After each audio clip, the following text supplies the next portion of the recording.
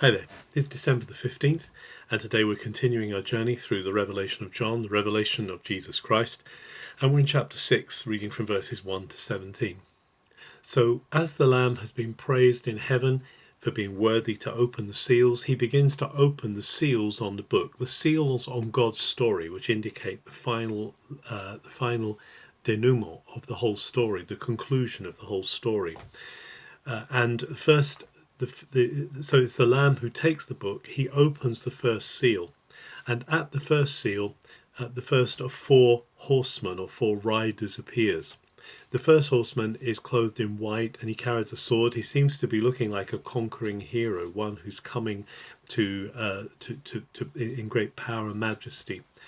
It's difficult to connect all of these quite easily with historical situations, but there are some commentators who've suggested that this might be symbolic of the Parthians, who were Rome's greatest enemy and perhaps the greatest threat, but also perhaps symbolic to those who are going to come and conquer and overcome Rome, that Rome is not going to be able to stand up. And it's symbolic of all the power and authority in the world that seeks to overcome the existing powers, the constant political struggles that are going on. And then the opening of the second seal, a second horse comes, and this one is red, and he's robed in fire, and he's one who is warlike. So this symbolizes war, symbolizes conflict and battle, the blood of battle.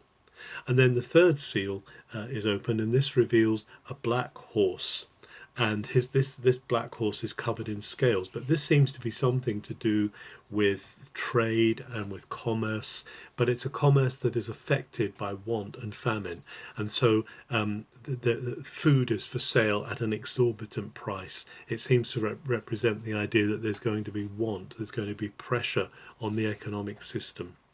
And then lastly, the fourth horseman that comes, famously called the four horsemen of the apocalypse. This fourth horseman is black, and this is death, Thanatos, and is accompanied by Hades, by Hades, which is in Greek understanding the place of the dead, Sheol in the Hebrew understanding. And what these are bringing in is the time of all sorts of destructive powers on earth. Remember, 4 is the sign, the symbol, the number of earth, as opposed to 3 being the symbol, the number of heaven. And so here, this is talking about troubles and issues on the earth. It seems to be saying that with the opening of the seals, this is not the end of all trouble. There's actually a time of trouble that is coming for the earth and for the peoples of the earth. And then as the fifth seal is opened, our focus is turned into the presence of God, where the martyrs of God are there crying out to God for justice. They're crying out for vindication. And they're saying, Lord, we have been killed as well. How long are we going to have to wait? They address the Lord by an unusual title, which is O Despotis Aios ke Alithinos, the holy and true ruler. It was a term usually used by slaves towards a master, and here they're crying out, and as they cry out, they're all given white robes to wear.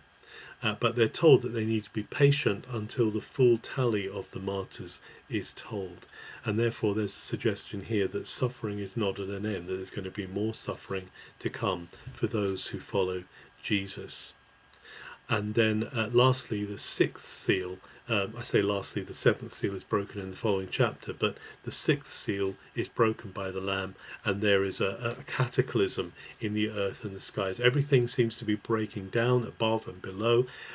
Through this cataclysm, the power structures of the earth are leveled. There's a leveling that comes through this disaster, and this seems to be the unfolding close down of all things by God and the Lamb. It's leading not just to the destruction, it's not leading to the destruction of heaven and earth, but actually this is pointing to almost the recycling, the restoration, what the scriptures sometimes call elsewhere the palingenesis, the rebirth of all things, but it's going to come through this purifying and this purging process of all evil from the earth. As we see things going on in the earth today, we can be sure that God has things in his hands, that even when terrible things happen, God is the one who has decided, who has predestined us, that there will be a new heavens and a new earth. So we must not be afraid, we must not think that he's left things out of control, but we will see awful things happening in the nature of what is going to be occurring in the restoration of all things through Jesus. Have a very good December 15th.